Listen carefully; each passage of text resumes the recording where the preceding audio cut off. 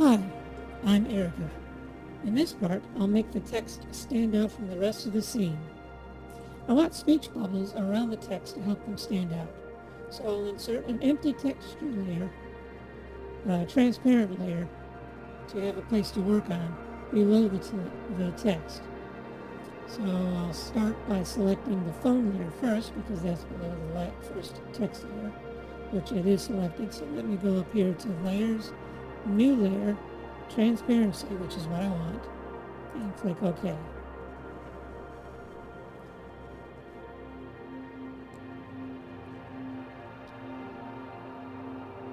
So I'll set my selection tool to have rounded, let me select my selection tool.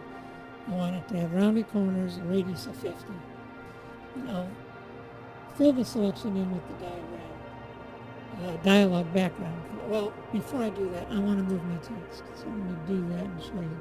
On the move selection, I can move the selected layer or pick a layer or guide by clicking on it. I don't want to click on it. I want to select my layer and make sure I'm moving only what I want to move. And I selected my phone's, my phone's ringing, and there it is where I want it. So I'll do the other one and drag that down about the side of my head. And there we go. Now go back to select my working layer. Select my rectangle tool, cutting around the corners, and select around the words. Now I can adjust the box just like I did with when I was selecting around the phone to make the sides of the box kind of equal all the way around. Select my paint tool, the fill bucket, and the color. I just make sure I'm on the foreground color is white. Paint inside the dialog box, and then I need to make another dialog around my phone's ringing, so I'll do the same thing around it. I think I want that a little, whoops, let's try selecting that again. I accidentally started a new selection. And then get inside, there's little corners here you can get into to change the selection, so I'm going to drag that. And that's pretty even, so now I'm going to grab my paint bucket again and do inside the phone, inside the text dialog, and I'm going to add some details because you want to know who's talking. And I'm the only character in the scene, so it's obvious, but it isn't always. So this top box with the "Hi, I'm Erica" is a thought box. It's breaking the fourth wall, and my character is thinking to the viewer. So I'm going to use circles the way thought bubbles are often done. And I'm going to use the round select tool. I want these to be fairly good circles, reasonably round. So this first one will be 45 by 46 maybe, that's how it works out. And I'm going to do another thought bubble, just barely touching this first one, maybe a little smaller. So let me see, make it a little wider, 44 by 44, that's just barely smaller. I'm going to make another one further out.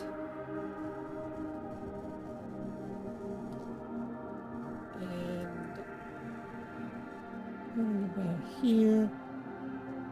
And I forgot to mention as I was starting these, what I wanted to do on the first one is select, let's get back over that so I can see it, replace the current selection because my phone is over here still selected. That's not going to work this time because I'm going to paint with the white color anyway. And then I wanted to change it to add to current selection as added more bubbles. So let me get my paint bucket out. I'm going to paint inside, there we go. I'm going to double click just to make sure all the corners are fully painted. Sometimes an edge will not. So now I'm going to select none because now I'm starting a brand new thing. That's my thought bubble, thinking toward my audience. Now I want my phone's ringing to be spoken text in world. So I'm going to use the path tool here. This is the path tool, and that's not a list, but it actually has an S on the end of that. Grab, oops, and I did it again. I'm so bad at doing that. I'm going to Control Z to undo that. I want to just click inside the my phone's ringing. Come up here next to about where my mouth is. Bring the thing back down to inside the dialog again. Now the point of this tool, the path tool, instead of using the free select tool, is I can grab the line and make it curved. And you can see a line coming out with boxes on the end. I can use those to adjust it after I've made the curve. And I need to make one at the top. I'm going to make it roughly level with her mouth. And I'm going to do the same to the other line. Bring it. Actually, I missed the line. There we go. And when you're selecting things with the tools, you can see there's little icons on the select tool. If you're over something that you've added inside, it becomes a plus sign. So you're over the selected thing. So let me bring this over, and I'll bring this. Oops. This one.